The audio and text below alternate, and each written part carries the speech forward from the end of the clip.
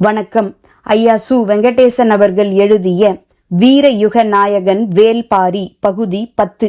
யவனர்களின் சொலாண்டியா கப்பல் வழக்கம் போல் அரபு துறைமுகங்களில் தங்காமல் ஒசிலிஸ் வழியாக சிந்து நதியின் முகத்வாரத்தில் இருக்கும் பாப்பரிகோன் துறைமுகத்துக்கு வந்து சேர்ந்தது.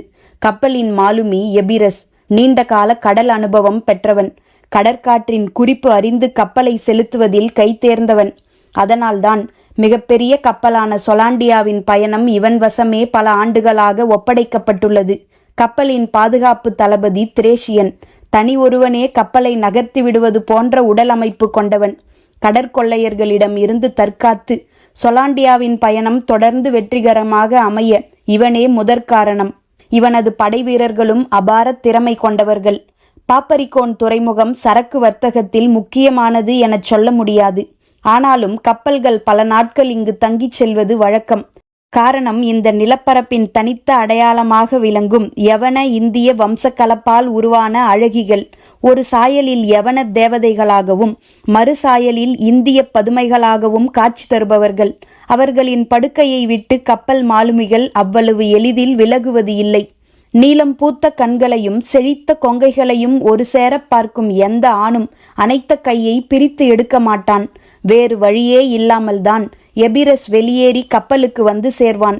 ஆனால் திரேஷியன் வந்து சேர அதன் பின் ஒரு வாரம் கூட ஆகலாம். உடலே ஒரு மர்ம குகை போல் இருக்கிறது எபிரஸ். வெளிர் மஞ்சள் நிறங்கொண்ட யவன அழகிக்குள் நுழைந்து கருமஞ்சள் நிறங்கொண்ட இந்திய பதுமையின் வழியே கரை சேர்ந்தேன் எனச் சொல்லியபடி கப்பலுக்கு வருவான். அவனை கோபம் கொள்ள முடியாது. ஏனென்றால் இந்த பயணத்தின் மிக ஆபத்தான பகுதி இனிமேல்தான் இருக்கிறது. கட்ச் வளைகுடா ஆழமற்றது மட்டுமல்ல, கூர்மையான பாறைகள் நிரம்பியதும் கூட. எந்த நேரத்திலும் கப்பலின் அடிப்பாகம் நொறுங்கும் ஆபத்து உண்டு. மிக கவனமாக அதை கடந்து சுபாகரா வந்து சேர வேண்டும். கரையை ஒட்டி பயணிக்கும் இந்த போக்குவரத்து தான் துருவங்களை கடந்த வணிகத்துக்கு அச்சாணியாக இருக்கிறது. ஆனால் அவற்றின் மிக ஆபத்தான பகுதிகளான மேலிமேடுவும் மங்களகிரியும் அடுத்தடுத்து உள்ளன. இதை கடற்கொள்ளையர்களின் நாடாக யவனர்கள் குறித்து வைத்துள்ளனர்.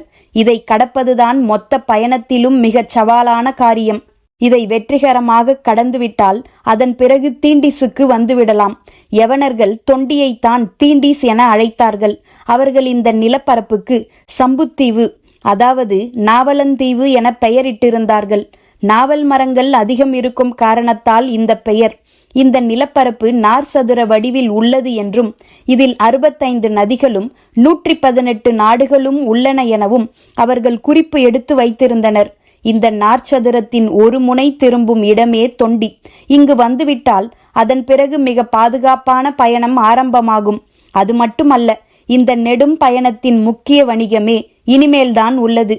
நார் சதுரத்தின் முதல் முனையான தொண்டியை விட்டு திரும்பும் கப்பல்கள் அடுத்து முசிறியை அடையும். அதன் பிறகு சற்று பயணித்து மறு திருப்பத்தில் குமரியை அடையும். அங்கு இருந்து கொர்க்கைக்கு செல்லும். பின்னர் புகார் வந்து சேரும். கப்பலின் பெரும்பாலான பொருட்கள் இறக்கி ஏற்றப்பட்டு கப்பல்கள் மீண்டும் யவனத்தை நோக்கி பயணத்தை தொடங்கும். சொலாண்டியா கப்பல் நற்பகலில் தொண்டி துறைமுகத்துக்குள் நுழைந்தது. பிரம்மாண்டமான கப்பலின் வருகை மிக தொலைவிலேயே கண்டறியப்பட்டுவிடும். பாய்மரத்தின் உப்பிய வயிற்றில் விலைமதிப்பற்ற வணிகத்தை சூழ் கொண்டு வரும் யவன தேவதையைப் போல சொலாண்டியா வந்து நிற்கும். கடற்காகங்களின் கரைச்சல் அலையின் சத்தத்தையும் மிஞ்சிக் கொண்டிருக்க எபிரஸ் நங்கூரத்தை இறக்க உத்தரவிட்டான். சேரர்குலம் இரு வம்சாவழியாக பிரிந்து நாளாகிவிட்டது. முன்னவன் உதியன் பரம்பரை என அழைக்கப்பட்டான். வஞ்சியை தலைநகராக கொண்டு முசிறியை துறைமுக பட்டணமாக அமைத்து அவன் ஆட்சி நடத்தினான். அவனது நாடு குட்டநாடு என அழைக்கப்பட்டது. பின்னவன் அந்துவன் பரம்பரை என அழைக்கப்பட்டான். மாந்தையை தலைநகராக கொண்டு தொண்டியை துறைமுக பட்டணமாக அமைத்து அவன் ஆட்சி நடத்தினான். அவனது நாடு குடநாடு என அழைக்கப்பட்டது. இருவரும் சேரனின் வம்சக்கொடி தாங்களே என்று உரிமை கொள்வர். ஆனாலும் முன் தலைமுடி வைத்துக் கொள்ளும் உரிமை முன்னவனான உதியன் பரம்பரைக்கே இருந்தது. கடற்கரை மாளிகையில் ஓய்வு எடுத்து கொண்டிருந்தான் எபிரஸ். வழக்கம் போல் பவளக்கற்களும் ரசக்கண்ணாடிகளும் மது புட்டிகளும் இறங்கிக் கொண்டிருந்தன.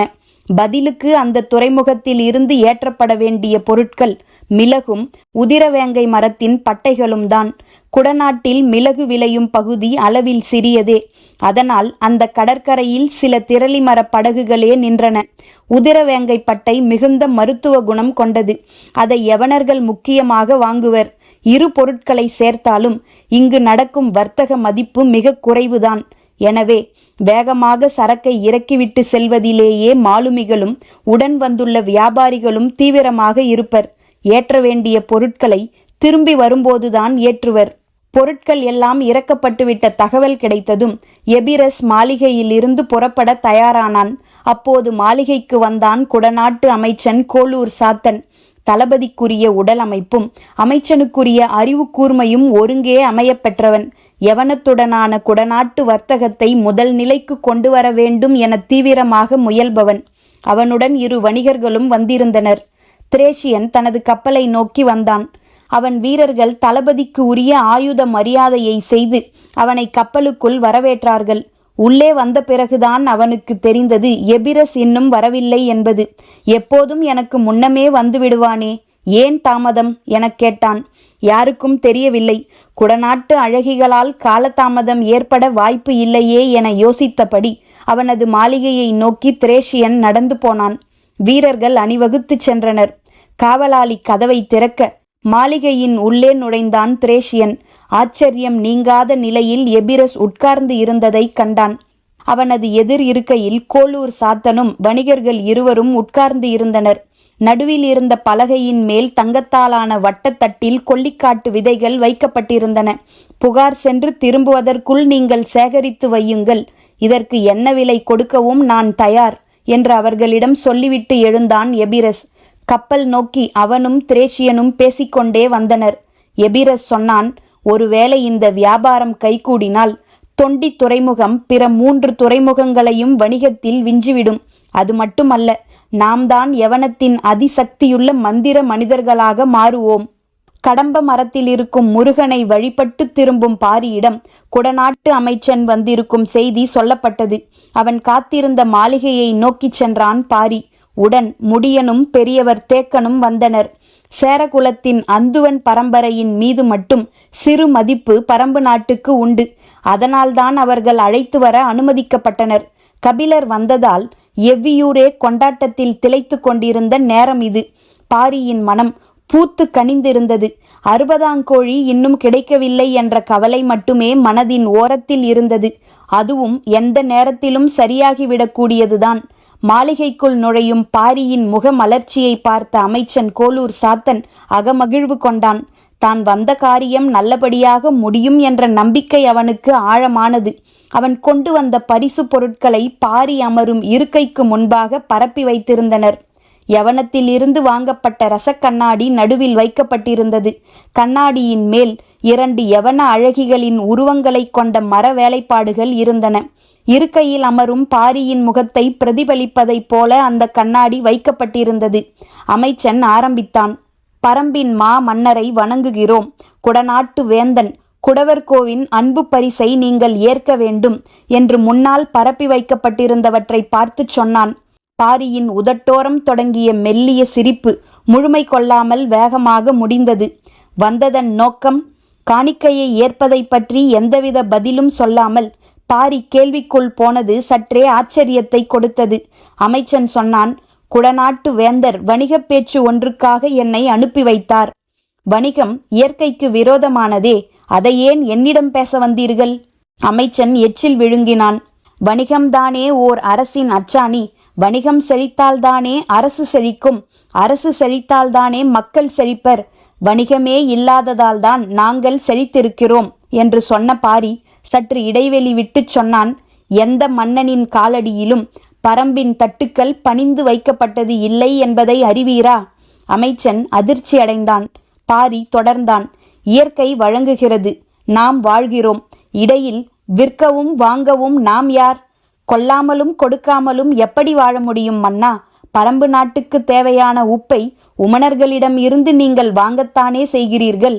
எங்களுக்கு தேவையானதையும் அவர்களுக்கு தேவையானதையும் பரிமாறிக்கொள்கிறோம். பகிர்ந்து உண்பதும் பரிமாறி வாழ்வதும் இயற்கை நமக்கு கற்றுக் கொடுத்தவை. அதுதானே வணிகமும். இல்லை, பரிமாற்றம் என்பது தேவை சார்ந்தது. வணிகம் என்பது ஆதாயம் சார்ந்தது. ஆதாயம் மனிதத்தன்மை அற்றது. மாண்புகளை சிதைப்பது, யவன அழகிகளை எனது காலடியில் வந்து பரப்ப உங்களை தயார் செய்வது, இதனினும் கீழ்மை அடைய தூண்டுவது எனச் சொன்ன பாரி சற்றே குரல் உயர்த்திச் சொன்னான். நான் சொல்வது விளங்கவில்லையா? எனது காலடியில் யவன அழகிகளின் சிற்பத்தை பரப்புகிற உன் மன்னன் இதைவிட பெரிய ஆதாயத்துக்காக வேறு யாருடைய காலடியில் எவற்றையெல்லாம் பரப்புவான்? அமைச்சனின் நாடி நரம்புகள் ஒடுங்கின. நாட்டை ஆள்பவர்கள் நீங்கள், அமைச்சர்களாகிய நாங்கள் உங்களின் சொற்கேட்டு பணியாற்றுபவர்கள். தற்காத்து பதில் சொன்னான் அமைச்சன். நாங்கள் ஆள்பவர்கள் அல்லர், ஆளப்படுகிறவர்கள். இயற்கைதான் எங்களை ஆள்கிறது. சற்று மௌனத்துக்கு பிறகு அமைச்சன் சொன்னான். உங்களையும் பரம்பு நாட்டையும் எந்த கணமும் அழிக்க துடித்து கொண்டிருக்கிறான் குட்டநாட்டு அரசன் உதியஞ்சேரல். அவனே இப்போது யவன வணிகத்தில் உச்சத்தில் இருக்கிறான். அவனிடம் சேரும் ஒவ்வொரு செல்வமும் பரம்பு நாட்டுக்கு எதிரான போர் ஆயுதமே. வணிகத்தில் அவனை விஞ்ச குடநாட்டுக்கு ஒரு வாய்ப்பு கிடைத்துள்ளது. நீங்கள் எங்களுக்கு உதவினால் எங்களால் அதை சாதிக்க முடியும். உதியஞ்சேரலை பின்னுக்கு தள்ள முடியும். நாங்கள் பரம்பின் நண்பர்கள், என்றும் உங்களுக்கு துணை நிற்போம். எங்களை நீங்கள் எதிர்க்க முடியாததனால் நண்பர்கள் என சொல்லிக் கொள்வதை ஏற்க மாட்டோம். நட்பின் பொருள் மிக ஆழமானது. உதியஞ்சேரலை போல வணிகத்தில் நீங்களும் பெரும் செல்வம் ஈட்டுவீர்களானால் இவ்வளவு பணிவுடன் பேசுமாறு உங்கள் மன்னன் சொல்லி அனுப்ப மாட்டான். அப்படியென்றால் எங்களுக்கும் குட்டநாட்டு அரசுக்கும் வேறுபாடு இல்லை என்று கருதுகிறீர்களா? உண்டு. உதியஞ்சேரலின் தந்தை என்னால் கொல்லப்பட்டவன். உங்கள் மன்னனின் தந்தை என்னால் வாழ அனுமதிக்கப்பட்டவன். அது மட்டுமே உங்கள் இருவரின் அணுகுமுறை வேறுபாட்டுக்கு காரணம். வேறு அடிப்படை காரணங்கள் இல்லை. புறப்பட வேண்டிய நேரம் வந்துவிட்டதை அமைச்சன் உணர்ந்தான். ஒன்று மட்டும் சொல்ல வேண்டும் என தோன்றுகிறது. சொல்ல அனுமதிப்பீர்களா? என்ன? உட்கார்ந்த கணத்தில் 3 முறை இந்த ரச கண்ணாடியை நீங்கள் பார்த்தீர்கள். உங்களை அறியாமலேயே உங்களின் கை மீசையை சரிப்படுத்தி கொண்டது. இந்த வேளையில் நீங்கள் தனித்து இருந்தால் அது உங்களை 300 முறை பார்க்க வைத்திருக்கும். உங்களின் தேவையாக அது மாறும். எது ஒன்றையும் தேவையானதாக மாற்றுவதுதான் வணிகம். வணிகத்திடம்தான் ஆசையின் திறவுகோல் உள்ளது. அதை வெல்லும் ஆற்றல் யாருக்கும் இல்லை. இதுவரை நீ எங்களை பார்த்தது இல்லை. இப்போது பார்த்துவிட்டாய் அல்லவா? இதை வெல்லும் ஆற்றல் கொண்டவர்கள் இருக்கிறார்கள் என உலகுக்குச் சொல். நீ போகலாம். சொல்லிவிட்டு எழுந்தான் பாரி. பாரியின் வருகையை அவன் குடும்பமே எதிர்பார்த்து காத்திருந்தது. மாளிகையின் 3ஆம் கதவு திறக்க அவன் உள் நுழைந்தான். ஆவலோடு எதிர் நின்ற அங்கவை கேட்டால், என்ன தந்தையே இவ்வளவு நேரம்?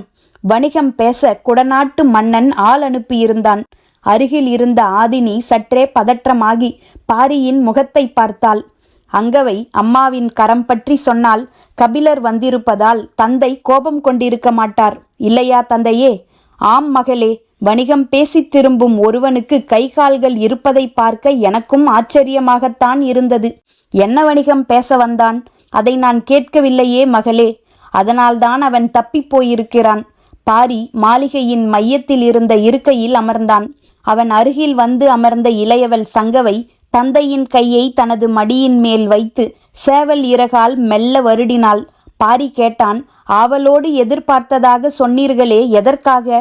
மூவருக்குமே பாரியின் கேள்வி ஆச்சரியத்தை உண்டு பண்ணியது. என்ன தந்தையே, வந்தவன் உங்களின் மனநிலையை தொந்தரவு செய்வதைப் போல் எதையும் கேட்டானா? அப்படி எதுவும் இல்லை மகளே. எங்களின் தந்தையை நாங்கள் அறிவோம். மறைக்க முயலாதீர்கள். இவ்வளவு தொலைவு மேலேறி வந்து வணிகம் பேசுகிறான் என்றால் அவனது துணிவுக்கு காரணம் அவனுடைய வலிமையாக இருக்காது, அவன் பெற விளையும் ஆதாயமாக இருக்கும் என தோன்றுகிறது. என்ன பொருளுக்காக வந்தான் என்பதை கேட்டிருக்க வேண்டும். அதற்காக கவலை கொள்ளாதீர்கள். வந்தவர்களை திருப்பி அனுப்ப எல்லை வரை முடியனும் போயிருக்கிறான் அல்லவா? நிச்சயமாக அறிந்து வருவான் என்றாள் ஆதினி. சங்கவை பாரியின் கைகளை இறகால் வருடியபடியே இருந்தாள். என்ன மகளே, தந்தைக்கு வருடி கொடுக்கிறாய்? ஆம் தந்தையே, சேவல் இறகால் வருடினால் சுகமாக இருக்கும் அல்லவா? அதனால்தான். மயில் இறகுதான் வருடுவதற்கு ஏற்றது. ஆனால் இந்த இறகுதானே உங்களுக்கு பிடிக்கும் எனச் சொன்னவள் தந்தையின் முகம் பார்த்து சொன்னால், இது சேவலின் இறகு, ஆனால் கோழியினுடையது. அப்போதுதான் பாரிக்கு புரிந்தது. 60ஆம் கோழி கிடைத்து விட்டதா எனக் கத்தியபடி மகள்களை வாரி அணைத்தான் பாரி. எல்லையை கடக்க சிறிது தொலைவே இருந்தது. கோளூர் சாத்தன் குழுவினருடன் முடியனும் பரம்பின் வீரர்கள் சிலரும் வந்து கொண்டிருந்தனர்.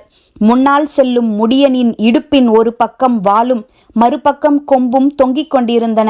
அதை பார்த்தபடி வந்து கொண்டிருந்தான் கோளூர் சாத்தன். விரியீட்டி, கேடயம், சூரிவாள் என எவ்வளவோ ஆயுதங்களை உருவாக்கி பிற நாடுகள் முன்னேறிவிட்டன. இன்னும் இடுப்பில் கொம்பை கட்டிக்கொண்டு அலைகிற இந்த மலைவாசி கூட்டத்துக்கு வணிகத்தின் பயனை எப்படி புரிய வைப்பது என்ற எண்ணமே கோளூர் சாத்தனின் மனதில் ஓடிக்கொண்டிருந்தது. முன்னால் போய்க் கொண்டிருந்த முடியன் கேட்டான், எந்த பொருளுக்காக வணிகம் பேச வந்தீர்கள்? கோளூர் சாத்தனின் முகம் மலரத் தொடங்கியது. தனக்குள் ஓடியது போலவே வணிகம் சார்ந்த எண்ணமே இவனுக்குள்ளும் ஓடியிருக்கிறது. அந்த ஆர்வத்தில்தான் கேட்கிறான். அதை ஊதி பெரிதாக்கிவிடலாம். இன்று இல்லாவிட்டாலும் நாளை உதவும் என எண்ணினான். உடன் வந்த வணிகனை பார்த்து கையசைத்தான். அதில் ஒருவன் தனது இடுப்பில் முடிச்சிட்டிருந்த கொல்லிக்காட்டு விதையை எடுத்து கொடுத்தான். அதை வாங்கிய முடியனின் கை நடுங்கியது. கண்கள் நம்ப மறுத்து அந்த விதையை கூர்ந்து பார்த்து கொண்டே இருந்தன. உயிரற்ற குரலில் கேட்டான், என்ன விலை கொடுத்திருந்தாலும் மதங்கன் இதை விற்றிருக்க மாட்டான். அவனை என்ன செய்தீர்கள்? கோளூர் சாத்தன் அசட்டு சிரிப்போடு கேட்டான். உனக்கு என்ன வேண்டும் கேள். அத்தி மதுவும் 60ஆம் கோழியின் கரியும் கபிலருக்கு விருந்தாக்கப்பட்டன. அவருக்கு அரண்மனையில் நடக்கும் முதல் விருந்து. பாரி மனைவி ஆதினியும் மகள்கள் அங்கவையும் சங்கவையும் கபிலரை இன்றுதான் சந்திக்கின்றனர். இந்த நாளுக்காகத்தான் அவர்கள் தவியாய் தவித்திருந்தனர். அரண்மனையின் மேல் வட்ட அறையில் இரவு எல்லாம் ஆட்டமும் கூத்துமாக இருந்தது. வேட்டூர் பழையனுக்கும் நீலனுக்கும் 60ஆம் கோழியின் கரித்துண்டு ஆளுக்கு ஒன்று கிடைத்தது. பாரிக்குத்தான் அதுவும் இல்லை. கபிலர் சொன்னார், உன்னோடு சேர்ந்து கல் அருந்தும் நாள்தான் வாழ்வின் திருநாள் என்று நீலன் சொன்னான் என்றார். பெருங்குவலை நிறைய கல்லினை ஊற்றி அதை நீலனுக்கு கொடுத்தபடி பாரி சொன்னான், உனக்கு கல் ஊற்றி கொடுக்கும் இந்த நாள்தான் என் வாழ்வின் திருநாள். நீலன் மெய் சிலிர்த்து நின்றான். பெரியவர் தேக்கன் சொன்னார், கபிலருக்கு தோள் கொடுத்த பாரி உனக்குத்தானடா கல் கொடுத்தான். எல்லோரும் சிரித்து மகிழ்ந்தனர். முடியன் ஏன் இன்னும் வரவில்லை எனக் கேட்டான் பாரி. பரம்பு நாட்டின் வட எல்லையில் குடநாட்டுக்கு உள்நுழையும் இடத்தில் தோளில் இருந்து பொங்கும் குருதியை மறுகையால் பொத்தியவாறு கதறிக்கொண்டே ஓடினர் கோளூர் சாத்தனும் 2 வணிகர்களும். அங்கு இருந்த பனைமரத்தில் வெட்டப்பட்ட 3 கைகளையும் தொங்கவிட்டு கொண்டிருந்தான் முடியன். பரம்பின் குரல் ஒலிக்கும்.